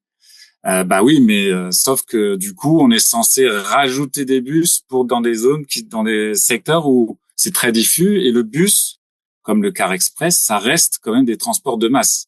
Donc ça veut dire qu'ils sont censés répondre à des besoins qui sont significatifs. Pour répondre à la problématique, notamment dans zone périurbaine ou rurale, il faut pas faire croire qu'on pourra mettre des gares, des tramways dans tous les villages, mais qu'on puisse réfléchir, articuler les différentes solutions dont certaines sont présentées ici. Il y a, c'est clair, un potentiel important pour tout ce qui est car express, pour le développement du train aussi. On n'en a pas parlé, mais il existe encore des gares, et en particulier en Alsace, il y en a pas mal. Des cars express, des solutions de lignes de bus en plus, mais aussi du transport à la demande, aussi du covoiturage. On a de plus en plus de solutions de mobilité, de services de mobilité qui sont à notre disposition. Il faut vraiment essayer d'articuler l'ensemble de ces solutions, de trouver la bonne solution aux beaux endroits. Et pour trouver les bonnes solutions aux beaux endroits, souvent, il n'y a pas qu'un seul périmètre pertinent de réflexion. On a parlé de bassin de mobilité, mais tous les périmètres sont pertinents. Il y a le périmètre du quotidien, ne serait-ce que de l'école, pour emmener les enfants à l'école. Donc là, c'est un sujet à l'échelle de la commune d'ailleurs. Mais comment on fait pour que les gens qui habitent à 100 mètres de l'école, qui ont la possibilité, qui sont pas sur une organisation où après l'école, je vais au boulot, qui ont la possibilité d'y aller à pied, puissent y aller à pied. Parce qu'aujourd'hui, on entend beaucoup de personnes qui disent j'emmène mes enfants à l'école en voiture parce qu'en fait, c'est trop dangereux à pied, puisqu'il y a trop de voitures, etc., etc. Donc, vraiment articuler toutes les échelles. Et effectivement, les deux, en termes de collectivité, il y a l'autorité organisatrice de la mobilité, l'échelle de l'agglomération, de la Comcom, et la région. Et donc, beaucoup de choses se jouent dans la coopération entre ces deux et dans la coopération entre les intercommunalités. Et ça, c'est l'exemple dont je vais parler sur la charte Air Santé. Vous avez en premier lieu, si vous passez une situation à l'échelle du Haut-Rhin, en fait, le sujet, c'était la mise en place obligatoire d'une zone faible émission dans l'agglomération mulhousienne. Donc là, première décision politique qui a été prise, a été de dire, si jamais, on est obligé de mettre en place une zone à faible émission, mais par contre, ça ne nous concerne pas que nous, ça concerne aussi nos voisins. Donc, on va travailler les EPCI du Haut-Rhin et également avec tous les partenaires professionnels qui ont un métier, notamment où ils se déplacent beaucoup. Pendant les études, on a fait pas mal d'études avec Atmo Grand Est pour essayer d'identifier les enjeux et en particulier les évolutions de la qualité de l'air. Alors, vous voyez sur ces cartes, en fait, à gauche, sur les dioxydes d'azote, ce qu'on remarque, c'est que à terme, d'ici 10 ans, en gros, il reste des poches où il faut agir, mais c'est relativement ciblé. Donc là, si on veut être efficace, c'est plutôt des actions ciblées qu'il faut choisir. Par contre, sur le sujet des particules fines, on est dans une situation très très mauvaise et on le restera. Même si dans les vallées vosgiennes, ça s'améliore, dans la plaine, on restera dans une situation où on dépasse très largement le seuil de recommandation de l'OMS pour 100% de la population dans la plaine. Et donc, comme je vous le disais sur la slide d'après, vous voyez que l'impact du potentiel, même si on allait jusqu'à l'interdiction de tous les véhicules diesel, était relativement faible, puisque sans ZFE ou avec ZFE, sur la première ligne, vous voyez, vous avez une différence de 3% et vous n'avez pas de différence sur le sujet des particules.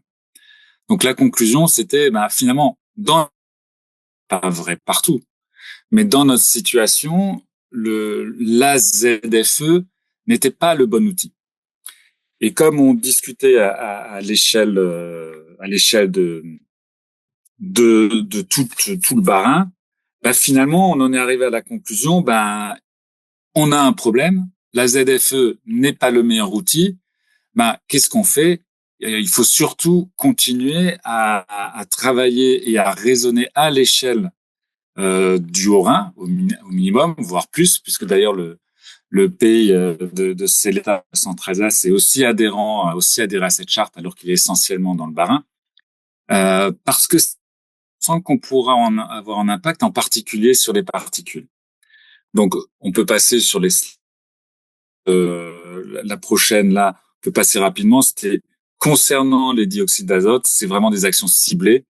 Et donc là, il y a un travail, notamment dans le cœur de Mulhouse, qui est engagé par la ville de Mulhouse, qui a une politique assez ambitieuse en termes de développement des mobilités douces. Et sur l'autoroute, évidemment, sur les autoroutes, là, il y a des sujets de régulation, de limitation, de rabaissement des vitesses limites sur l'autoroute qu'on est en train de discuter avec l'État et la CEA, qui sont les deux organes compétents sur ce sujet-là. Et avec une réduction de la vitesse sur l'autoroute, on a les mêmes effets qu'une ZFE, mais immédiatement. Donc les mêmes effets qu'une ZFE de dans 6 ans, avec l'évolution progressive des interdictions. Donc là, on voit vraiment que c'est une action importante et qui est d'ailleurs beaucoup plus simple à mettre en œuvre. Il faut de la volonté politique, mais qui est plus simple techniquement, en tout cas, à mettre en œuvre qu'une ZFE. Et du coup, cette idée de la charte que vous avez sur la slide suivante, c'était vraiment de dire, le sujet de la qualité de l'air, c'est vraiment un sujet essentiel, et de la santé, qualité de l'air et de la santé. C'est un sujet essentiel pour toutes les collectivités, mais également pour les professionnels. D'où la signature, finalement, l'élaboration d'une charte avec les engagements de chaque partenaire signataire et des actions, de nouvelles actions, parce qu'à force de discuter ensemble pendant plus de 2 ans, on a identifié des sujets sur lesquels on avait intérêt à travailler ensemble, et notamment le covoiturage, dont je vais dire un mot plus tard. Et tous les engagements sont pris sur 3 leviers. Il y a 3 leviers essentiels pour améliorer la qualité de l'air sur les polluants que j'ai évoqués, les dioxydes d'azote et les particules. Premièrement, sur les véhicules plus propres et décarbonés. Deuxièmement, pour changer les pratiques de mobilité. Donc là, on est vraiment sur le sujet des mobilités. Mais on s'est rendu compte qu'il y avait un sujet du chauffage aussi qui était important, en particulier le chauffage individuel au bois. C'est très bien de se chauffer au bois, mais pas n'importe comment, pas avec n'importe quel bois, pas avec n'importe quel. Et là, il y a beaucoup de sensibilisation à faire parce que c'est un message qui est compliqué à faire passer, et c'est le premier facteur émetteur de particules fines. On n'arrête pas de dire que de se chauffer au bois, que le bois est une énergie propre, ce qui est vrai, mais encore une fois, il faut des foyers fermés et il faut en gros du bois sec. Je caricature un peu, mais c'est ça l'idée. Et d'ailleurs, en se chauffant une journée avec un foyer ouvert, parce que ça existe encore, même si c'est de moins en moins, pour donner des ordres de grandeur, on émet autant de particules fines qu'en circulant pendant 3 mois avec un véhicule diesel. Donc, on voit bien qu'il y a quand même là des enjeux ne serait-ce que de sensibilisation. Sur la charte, simplement pour dire aussi, vous voyez ensuite, vous avez la liste de tous les signataires. Donc, c'est vraiment cette idée de rassembler un maximum de collectivités, mais aussi de professionnels autour de cet objectif, de montrer que c'est important. Et ensuite, c'est pour la suite aussi de faire vivre. C'est pas parce qu'on a signé une charte ensemble le 12 juillet que du coup la qualité de l'air s'est améliorée. D'où simplement ce qui était important pour nous aussi de mettre en place, on le voit sur les slides suivants que vous pouvez passer, on voit l'importance de mettre en place un système de gouvernance où on sait qu'on va présenter un observatoire, mettre en place un observatoire aussi, un observatoire à cette échelle-là, donc à l'échelle au moins du Haut-Rhin, sur les mobilités et sur la qualité de l'air, et un système de gouvernance avec notamment tous les présidents des intercommunalités se réunissent tous les 3 mois, un point une fois par an auprès de ces présidents et auprès de l'ensemble des signataires un minimum tous les 2 ans. Ça, c'est sur la gouvernance. Du coup, je sais pas exactement quelle est la slide qui est affichée, mais vous pouvez passer de la gouvernance à l'observatoire multipartenarial. Parce que comme je vous le disais, à force de discuter ensemble, on s'est rendu compte qu'il y avait plus de choses à faire ensemble. On faisait bien évidemment déjà des choses ensemble, mais qu'il y en a plus à faire ensemble. Donc, on a identifié des actions multipartenariales. Ça ne veut pas dire que pour chaque action, c'est l'ensemble des signataires qui interviennent, mais ces actions multipartenariales, il y a le covoiturage dont je parlerai, il y a le vélo, où là, l'idée, c'est d'avoir une coordination, notamment des plans vélo, des différentes intercos à l'échelle ben, du département, et donc de mobiliser la CEA là-dessus, notamment aussi sur différentes règles et les programmes. Sur les bornes de recharge, on le voit aussi sur le slide sur les actions multipartenariales, le deuxième slide des actions multipartenariales. Les bornes de recharge, où là, on a mobilisé un pays pour animer un groupe de réflexion parce que c'est un sujet sur le déploiement des bornes de recharge. Ça a un coût aussi pour les collectivités. Donc, il faut raisonner à la bonne échelle pour avoir la chance, peut-être pour avoir le potentiellement intéressé des investissements privés. Le sujet des cars à parler, qui est dans notre territoire un sujet émergent. On a fait aujourd'hui, si vous voulez, sur le car express, aujourd'hui, on a des cars qui passent dans toutes les communes. Donc, un car express, c'est d'abord un car qui ne passe pas partout. Mais ne pas passer partout, ça veut dire, oui, il y a des communes dans lesquelles le car ne passera pas. Donc, il y a des vraies discussions à avoir avec les communes. C'est pas évident. Mais si en même temps, si on fait un car qui passe dans toutes les communes, c'est notre cas aujourd'hui, ce sont des cars scolaires, donc qui sont pris par les collégiens, les lycéens qui n'ont pas le choix, mais vous aurez aucun actif dans ces cars-là. En plus, il faut qu'ils circulent très régulièrement, toutes les demi-heures, un minimum. Vous pouvez passer à la deuxième partie sur le covoiturage. Donc, la limitation de vitesse, j'en ai parlé. Et sur le covoiturage, l'idée, c'était de dire, enfin, l'origine, dans le cadre de ces réflexions, d'ailleurs, qu'on avait, mais en parallèle, on a fait une expérimentation à l'échelle de l'agglomération. On s'est rendu compte qu'un déplacement sur deux dépassait finalement le périmètre de l'agglomération. Donc, l'échelle pertinente, en tous les cas, n'était pas l'agglomération. Et comme on discutait, on travaillait avec les autres intercos, on s'est rendu compte que finalement, c'était une question que se posaient nombre de ces intercommunalités. Certaines avaient mis en place des systèmes qui ont déjà été évoqués, des lignes de covoiturage, surtout dans les vallées d'ailleurs, quand il n'y a qu'une seule route. Mais globalement, dans la plaine, l'objectif est de répondre à des besoins diffus, c'est-à-dire de pouvoir aller d'un point A à un point B et d'emprunter le meilleur itinéraire et que cet itinéraire puisse s'adapter aux besoins, ce qui n'est pas tout à fait le cas pour les lignes de covoiturage. Donc, je vais revenir au slide, désolé, il y a une coupure générale chez nous.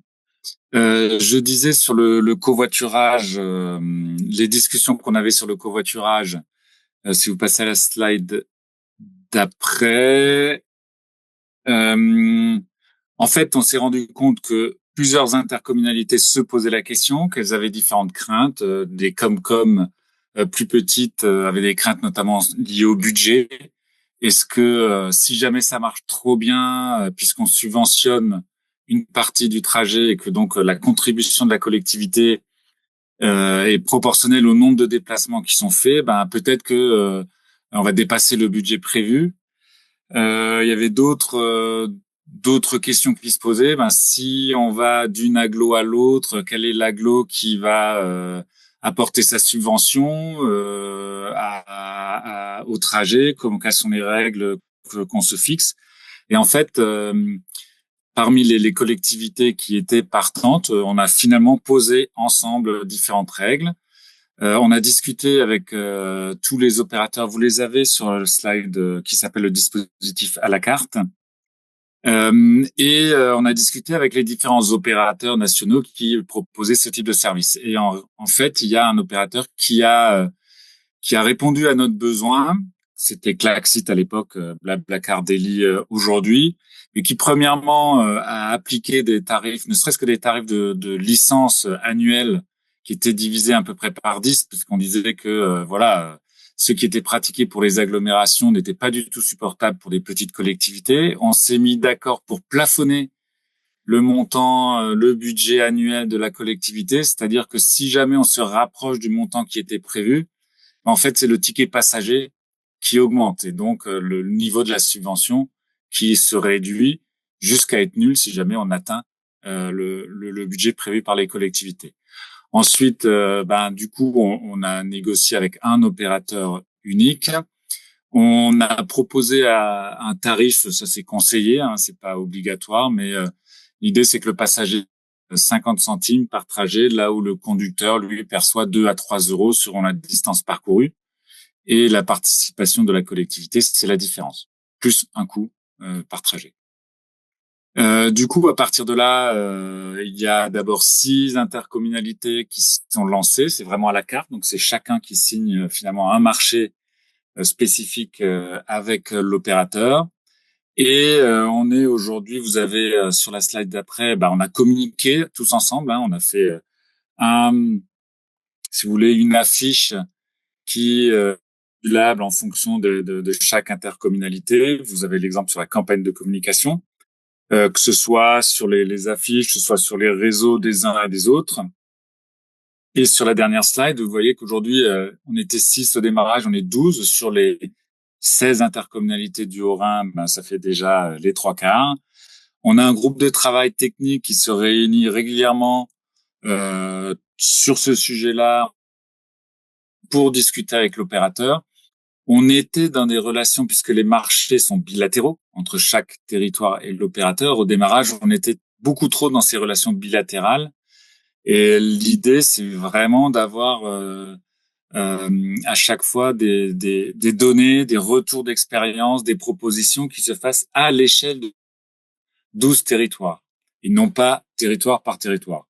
D'où ce groupe de travail, avec également des discussions en cours, avec cet objectif étant de, vous voyez, il y a 32 000 inscrits, 6 600 covoitureurs activés.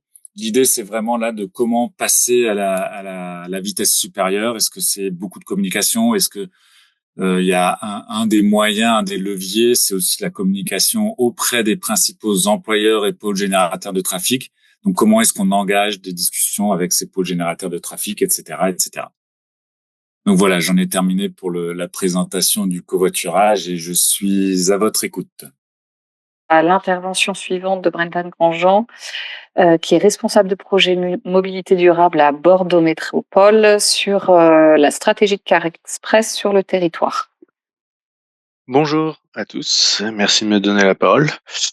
Donc effectivement, je vais profiter de cette intervention pour présenter rapidement le contexte girondin en matière de mobilité autour de la métropole notamment, présenter la feuille de route du RER métropolitain, les aspects de gouvernance et enfin le volet routier avec l'exemple d'un projet de Car Express sur lequel nous avons un retour d'expérience.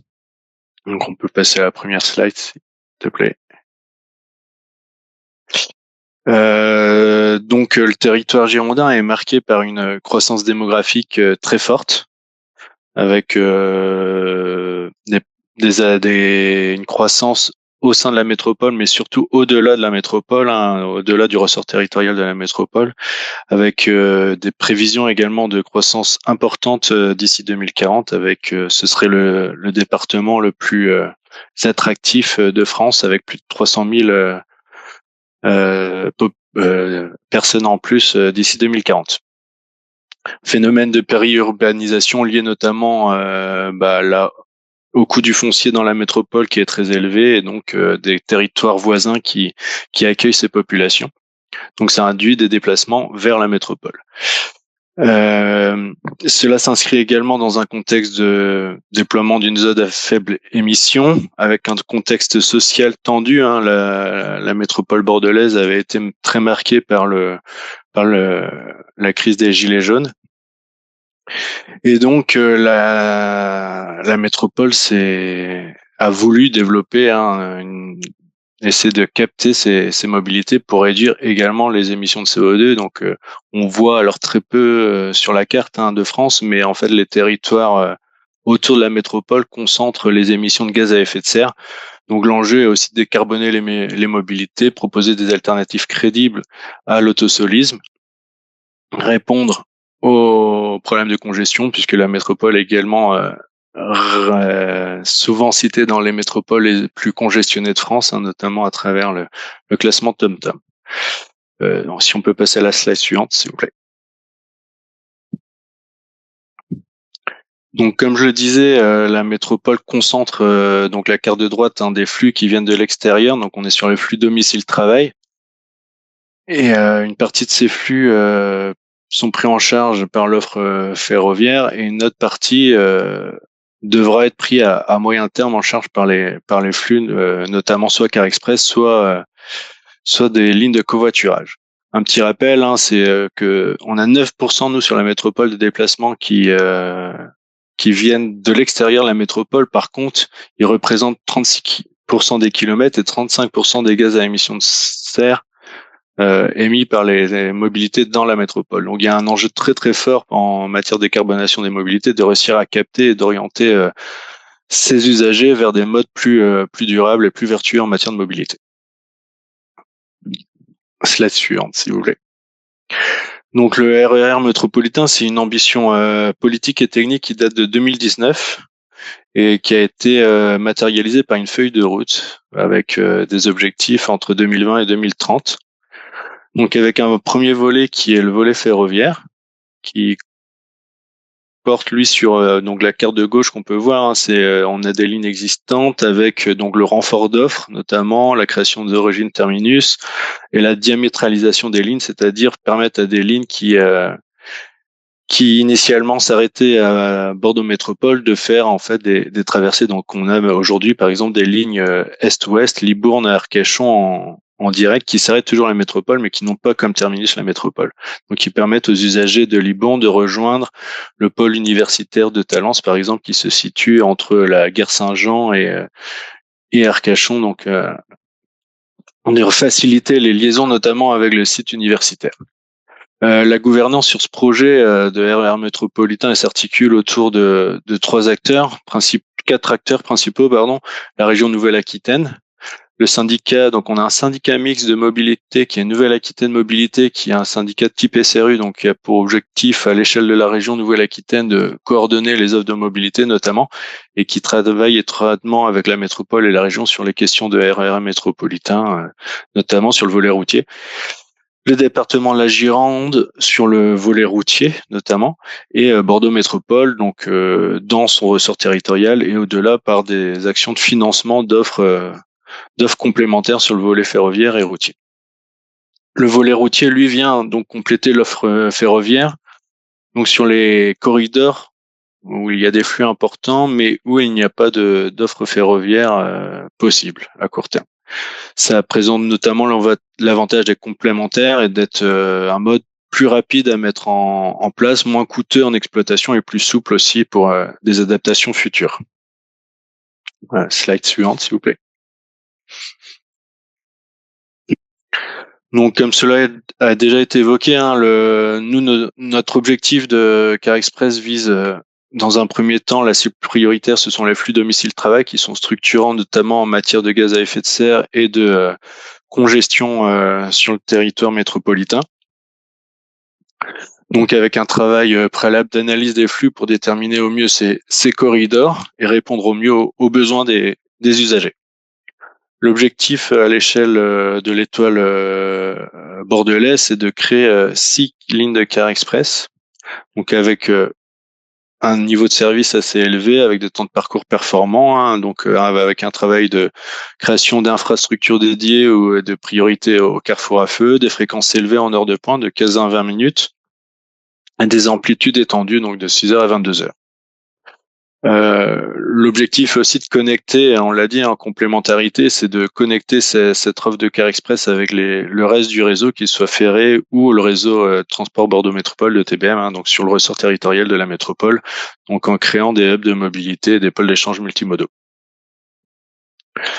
Ces Car Express peuvent aussi avoir pour fonction de réduire les zones blanches de mobilité, de réduire les inégalités vis-à-vis des offres transport pour les habitants, notamment les plus précaires dans des zones périurbaines qui sont parfois un peu plus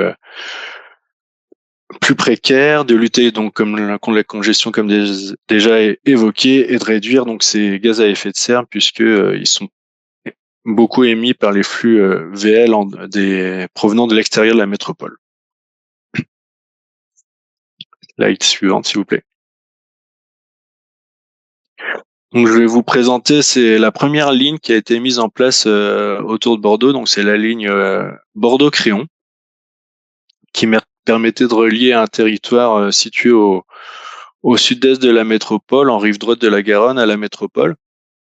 Donc, c'est une ligne qui a été lancée rapidement. Il y avait une forte volonté politique et qui a été lancée en 2019, qui fait une trentaine de kilomètres, qui est cadencée au quart d'heure en heure de pointe, avec environ 59 services par jour.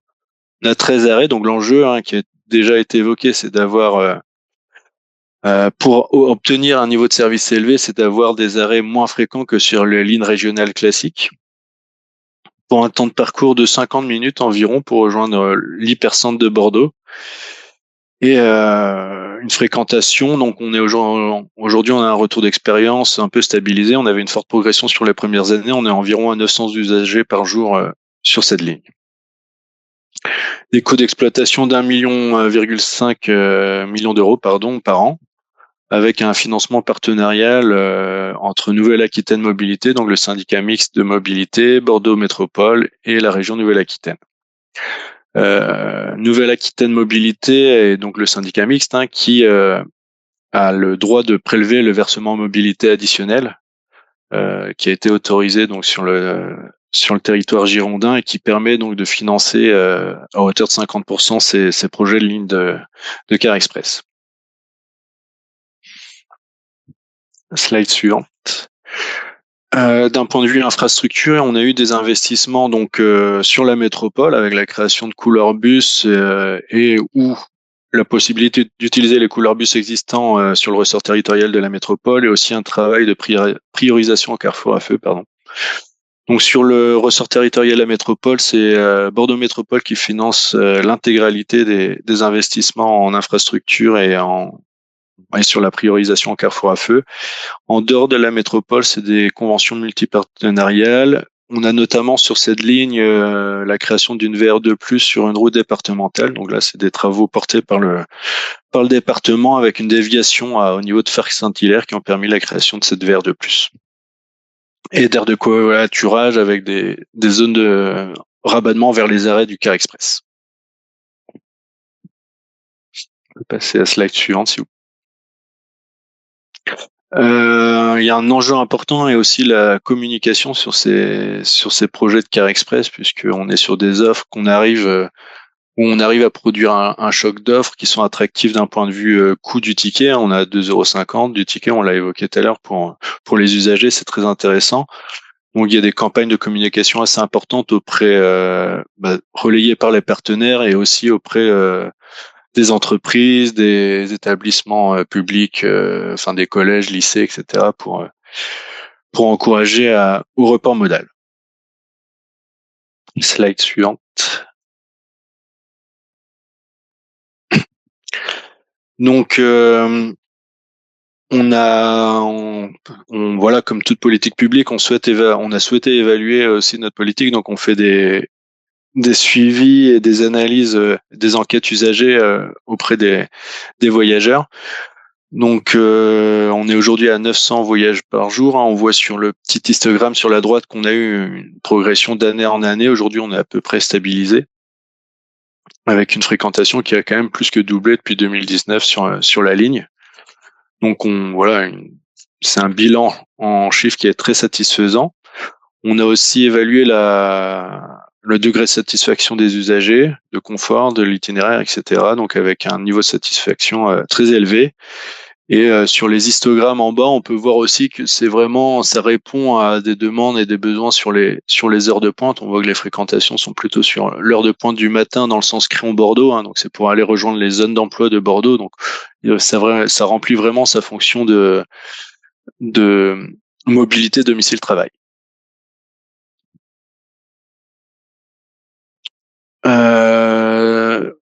On a aussi, pour compléter sur le domicile-travail, 45% des usagers sont des actifs. ce qui est plutôt rare sur une ligne de car régionale. Hein. On est plutôt sur des captifs en général, donc 40% des scolaires étudiants, mais 45% des actifs, c'est un chiffre qui permet de rendre compte qu'on touche le public visé. Et 75% des déplacements sur les lignes sont liés à des déplacements pendulaires. Notez que 50% des usagers disposent d'une voiture, mais ils préfèrent le car, notamment pour des raisons de coût et de temps, puisque finalement sur cette ligne de car, ce qui est un enjeu, hein, c'est qu'au-delà du coût proposé pour obtenir du report modal, il faut quand même avoir une compétitivité de temps par rapport aux véhicules particuliers. Donc on arrive via les aménagements proposés à être compétitif, et donc c'est ce qui permet aussi le report modal. Slide suivante. Et donc, pour conclure sur cette présentation, l'objectif de la métropole est de développer 6 lignes de car express autour de la métropole, donc 5 sur un schéma radial classique et une circulaire. On en a déjà mis en service 4. Et il y en a encore 2 autres qui devront être mises en service en 2026 et 2027. Donc toujours en lien avec les partenaires, le département et les territoires, puisque c'est des lignes qui sont co-construites aussi avec les territoires.